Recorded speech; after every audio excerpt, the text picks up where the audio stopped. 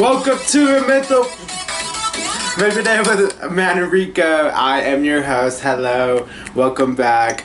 What you just heard was Inténtalo by Arriba Monterrey. I have one thankful to this book and also to this YouTube show called La Más Draga. I've been like so into like just tapping into my culture, like just tapping into like little things that remind me of like my childhood or like growing up Mexicanly. Well, okay, this is a topic for like a different day, but like growing up in Colorado, but also Mexicanly, but also overly organized religious Christian. I need a burp. I'm so sorry. Overly organized religious growing up, you lose so much culture, but that's just another topic. But I've been so into Tribal Monterrey. Also, I love Duranguense, like Los Alacranes del Norte.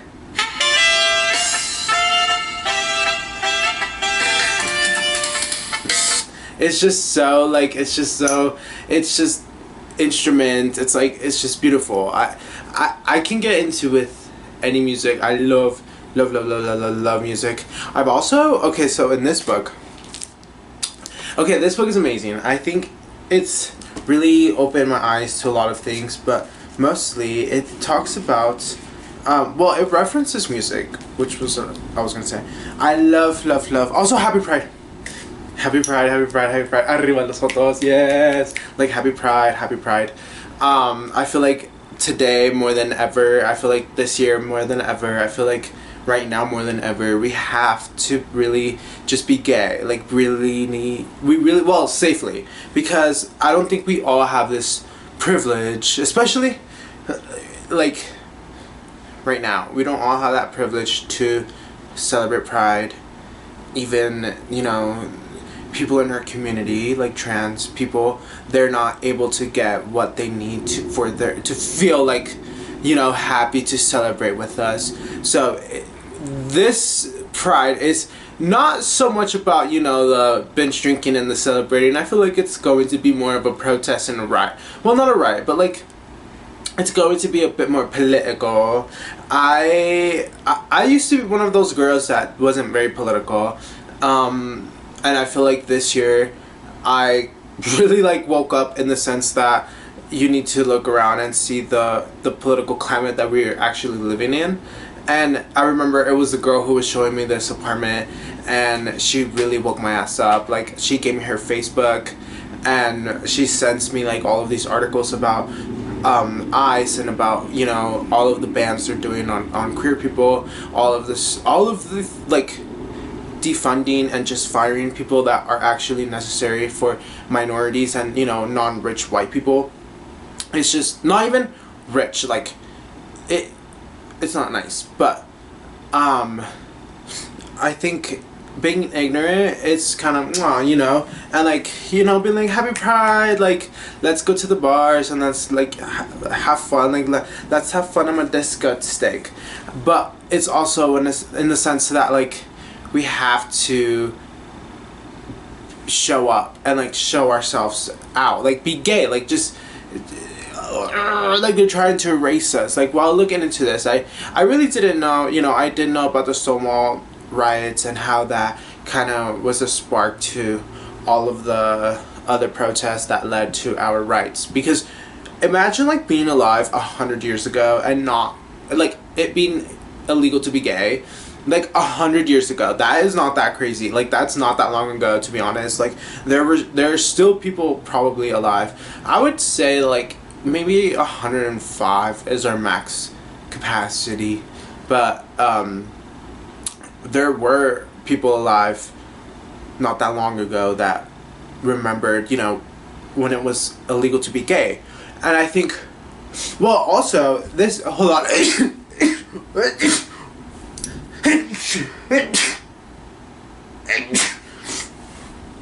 Well, sorry. I have like this thing with my other sister. She also sneezes a lot. No one else does that, so it's kind of like silly between us. But anyways, I have really bad allergies. As I was saying, I feel like 100 years ago is not that long ago, and it was illegal to be gay. Like, I think that's bizarre to me. You know, I've never been alive or been in a state where like it's like I've always just been gay. Like it's never crossed my mind like, oh, it's illegal to be gay. Like for me, it's illegal to rob, it's illegal to commit a crime. Like I'm not hurting anybody. And I feel like that is the whole gist of what we're all trying to portray to the straight community. Is like we're not going, like, I don't understand that it's like been, quiet on set. It's been 100 years of us like protesting, of like us fighting for our rights, and it's like they still don't get it. Like they still don't get it. And if anything, we're going backwards. If anything, it's not looking pretty.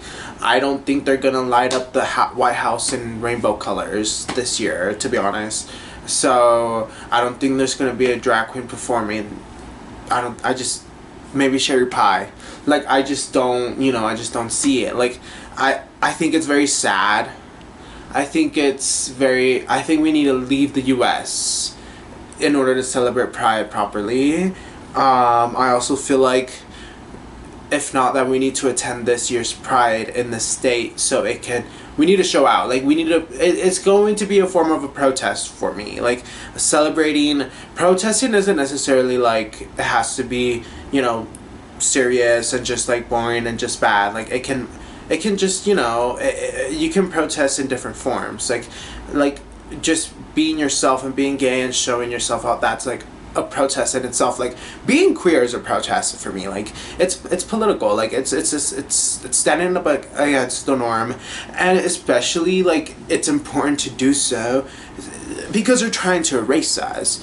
And me being an Aquarius, it's very important to like, you know, think about the future. Like I listened to a 4-hour astrology Aquarius podcast. I split it into 2 hours each because 4 hours is crazy, but like a bitch loves listening about herself. Like, yes, tell me about me. Like, tell me about an Aquarius. And in this podcast that's 4 hours long, it's 4 people. All of them had Aquarius placements, so they were getting it. Something that I learned about that was that I learned a lot from this podcast. Let me show you. I've been listening to these 2 different podcasts. One is about like the history and like just, you know, just fun facts and stuff like that. It's called Tecito de Calzón. This one is in Spanish because I have been trying to listen to podcasts in Spanish so I can like learn their accent and kind of not mimic but like talk like them, like learn how they say their certain words, because I need to get rid of my gringo accent. Like I don't love it. So that was the first podcast. The second podcast is called the Astrology Podcast. On the nose. It's called, and it was just the Aquarius one. And in these 4 hours, I learned that Aquarians are very like, they can detach very well. And yes, like I am the detached king, but my Scorpio moon and Scorpio rising kind of just make me hella emotional and like just, they give me like the emotion so I won't be so cold and like so, you know, at least I feel like my creativity stems from, you know, the Aquarian but also like the Scorpio, because it takes like lately I've been so into drawing. Like I had this, like I just started drawing and I had this vision of La Virgen de Guadalupe, and me growing up Christian and, well, Jehovah's Witness, I didn't have those saints, I didn't believe in those saints, but growing up Mexican, that Guadalupe is like, I would say like Mexico is like more Guadalupana. Like they celebrate the La Virgen de Guadalupe more than I would say like Jesus, because that's like their main idol, you know. So I genuinely love like everything that has to do with like religious saints and like drawings, all that shit. I love.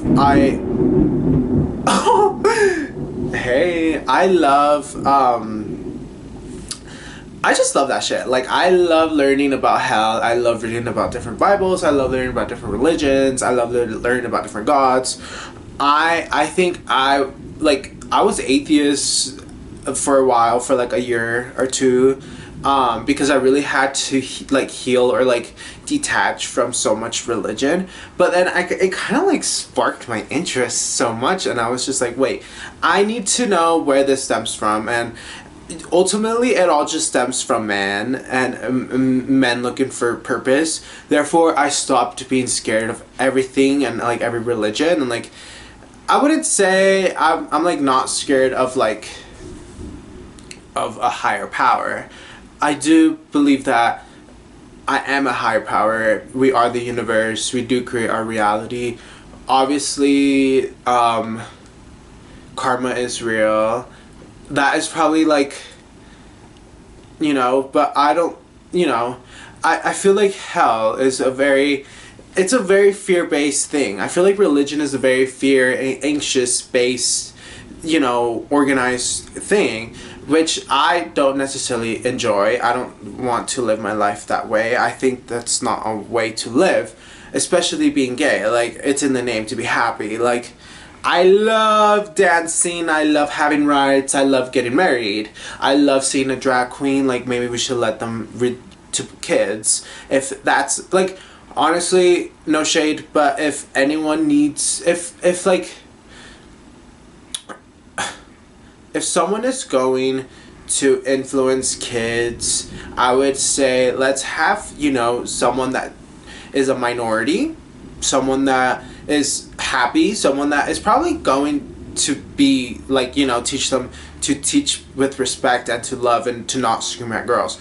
I feel like me having nephews, I always tell them to like to treat every single human being as a human being, no matter like what's between their legs. I always try to like stay away from the binary, because I think it's just my responsibility to, influence their vocabulary, but also like open their mind in the sense of like accepting others. Like, my nephew has a trans girl in his class, and he was kind of being rude to her, so I kind of like gave him a little wake up call and told him like, get it together, and he did, so that's very nice. But I feel like being a gunkle, it's allowed me to also, like, growing conservative and religious, these kids are going to like, their brain is going to be like their parents. Like, they're going to hear what their parents say, they're going to hear what they're going to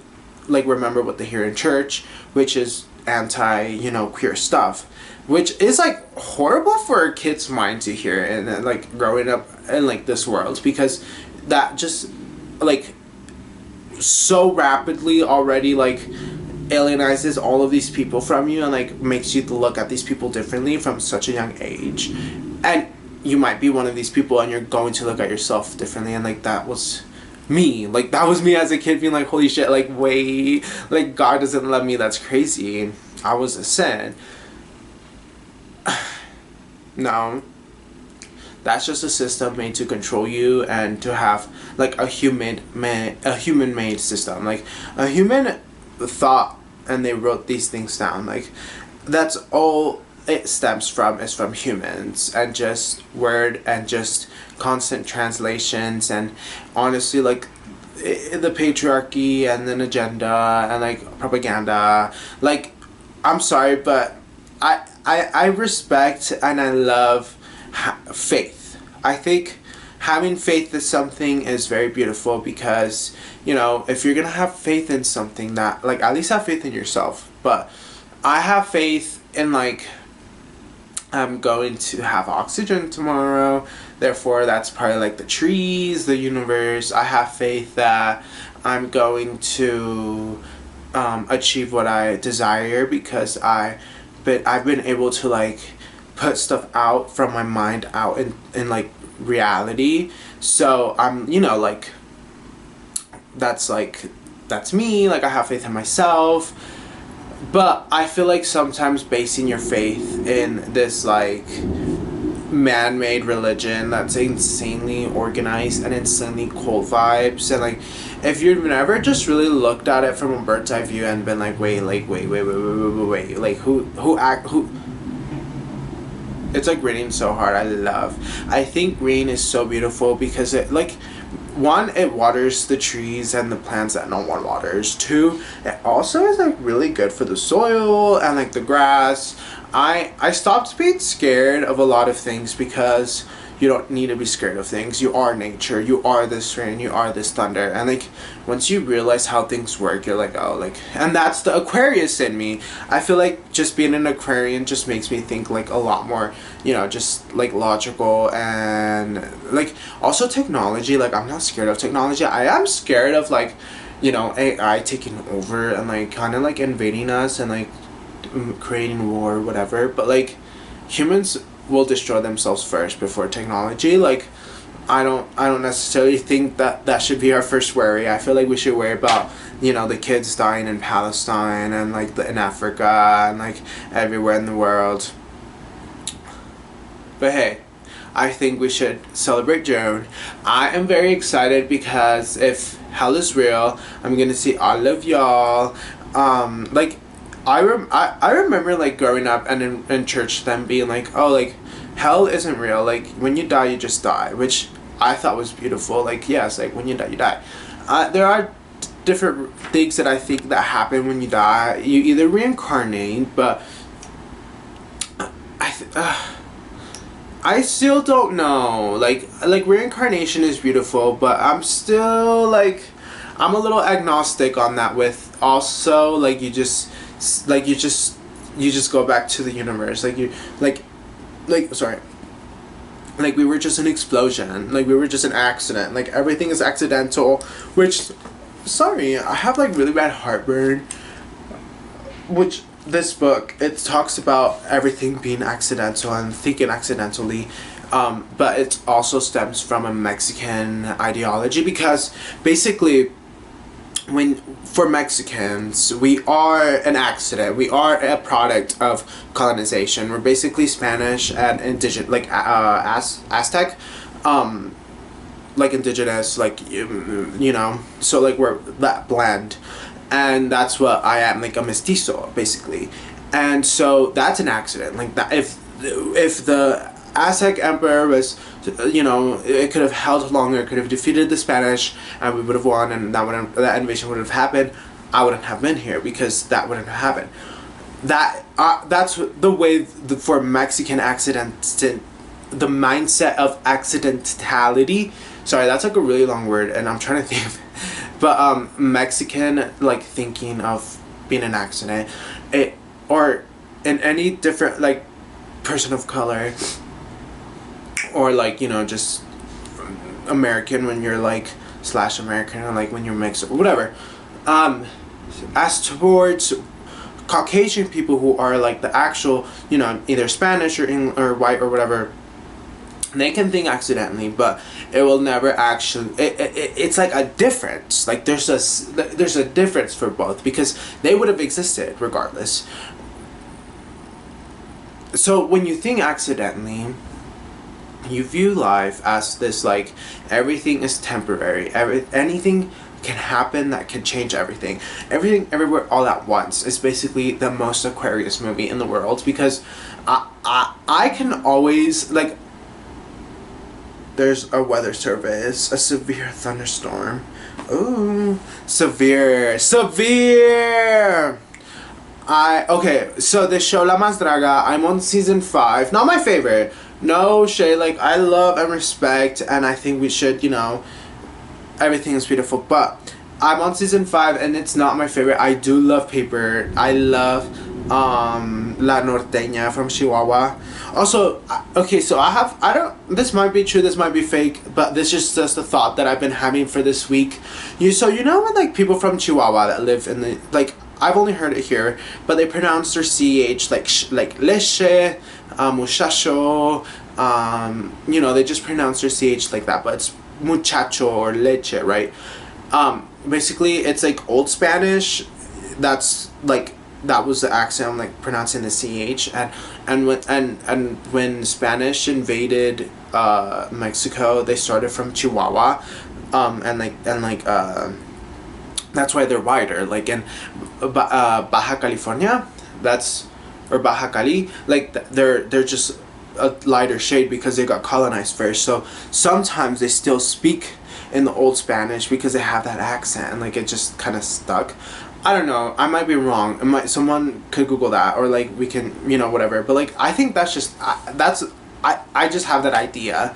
I've also really been into like history. Like I love learning about like for example, this guy named Henry Gerber. Henry Gerber was basically a soldier in World War One in Germany, like a faggot in the military, right? Like that's me. Like literally, that's gonna be us when we get drafted.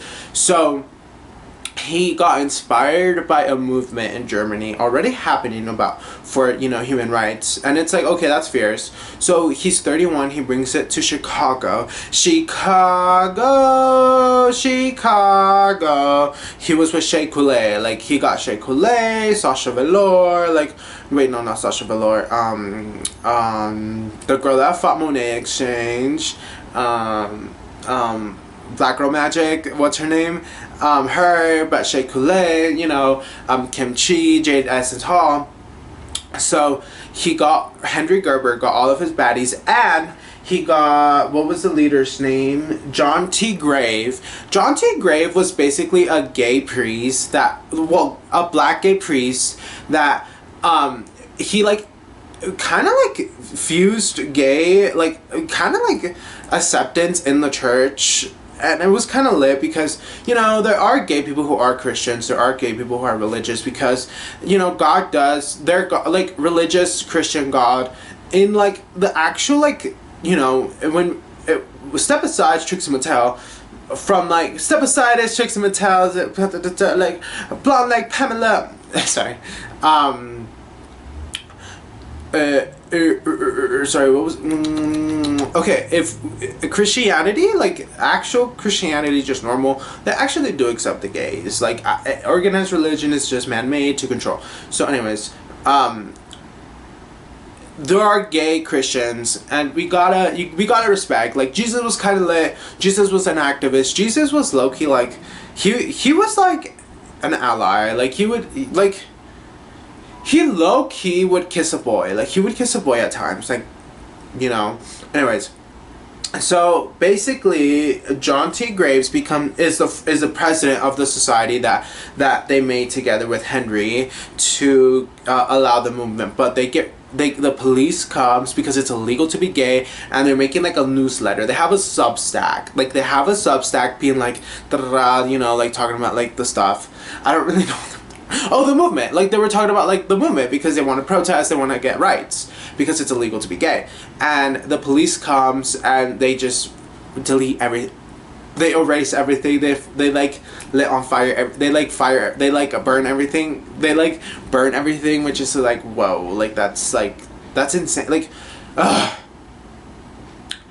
Do you see what I mean? Like, I feel like straight people never think of this. Like, they never think of the gay struggle. They never think of like the queer struggle. They never think of like how different our world is. Like, we have to fight for our, like, the acceptance of our existence, like to be able to marry, to be human. Like, it's just awful, right?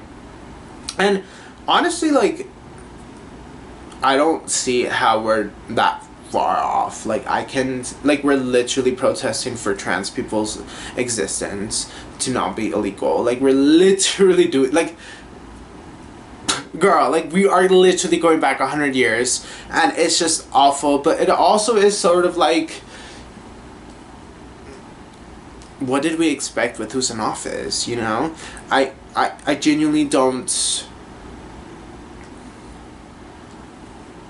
We really just gotta,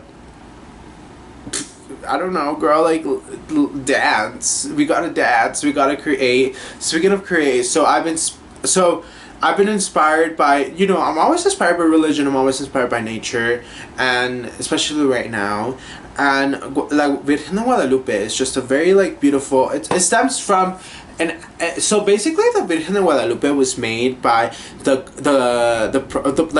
were pushing their Christian agenda while they were colonizing. So Catholic agenda. I apologize. The Spanish was pushing the Catholic agenda towards in Mexico when they were colonizing. So they created this saint called La Virgen de Guadalupe, which is very similar to the Aztec. Here, I know her name. We can Google her, but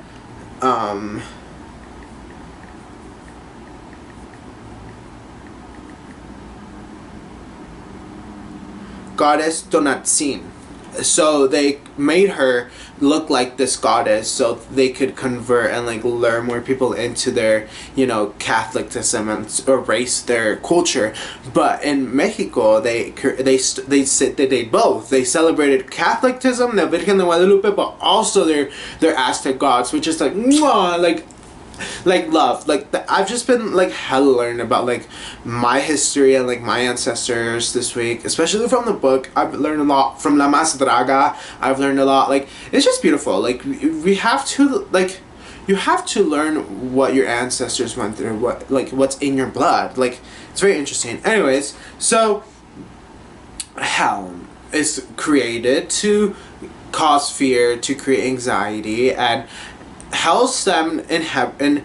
Basically, the Jews, they would create their faith and create their system off of their neighbors, off of the Mediterranean. They got their base of hell off of the other neighbors. They copied the other neighbors and they created their version of hell, and then it kind of translated and it went through time. In Hebrew, it's basically the Sheol, and it's just a realm, like a state of conscience outside of God. Like, it's just pretty much where you are before you're alive. Like, after you're dead, you're pretty much the same as before you were alive. Like, you're just done. Like, you just go to the universe. Like, you're just in the universe. That's what I believe. Well, I could believe a lot of things once I learn them. Once I learn something, I'm like, wait, I love this. But so basically, of course, the early Christians, they drew upon the Greek and then the Jewish, and they created their own hell for control and for fear. And they really just, like, hell is just a man-made concept, if you think about it. And it kind of frees yourself. Like, it frees yourself. Like, it frees you from this, like, guilt. I think when you believe in hell, you have this guilt in you that whatever you do that's not, to the rules, you're just gonna go to hell. And it's also like, how do you know for sure that you're forgiven for all these things? Like, it's just wishy-washy. Like, what do you mean that you're, like, I'm gonna go and tell someone my sins and they're gonna forgive me, but, like, how? Like, you're not God. So already this is hokey pokey, and that's the Aquarius in me. Like, that is me being an Aquarius. Like, I think a little bit ahead. And it's just like, no, like, this is hokey pokey, like, this is a rodeo, like, this is a mess. Also, Rodeo by Travis Scott. I'm sorry, I fucking hate Travis Scott, but, like, Rodeo is a really good album. But, so I created my, like, I've been doodling, I've been drawing a little bit about La Virgen de Guadalupe, and, I kind of created my own little, like, version of it, of like, okay, so you see, like, sorry, this is for like the visual on the YouTube, but there's like birds and nature, because I believe in nature, I believe in trees, I believe in, like, if you hear the birds, that's a good sign. That's my faith system. If you see the sun, that's a good sign. That's my faith system. If you can breathe from the tree, like, nature is really important to me. I have my mother's green thumb. But yeah, I feel like this Pride Month we're really gonna get into topics of like our gay experience, our queer identity, our body dysmorphia, religious trauma. We already got into it. I feel like the way that I freed myself from religious trauma was by becoming atheist for a bit, like just separating myself, like not even approaching the topic. Then it sparked my curiosity, and then twisting it into just learning about it and like just seeing it from like a detached bird's eye view and seeing it as a man-made thing. It's kind of like poetic, and it's kind of awful, and it's the most awful like system made to control our people. And And I've like experienced the most heartache, and I've experienced the worst from organized religion, and I don't wish that upon my worst enemy. But I have also learned how to create my own faith system, and never losing that has been mwah. But anyways, yeah, love ya, be safe, bye.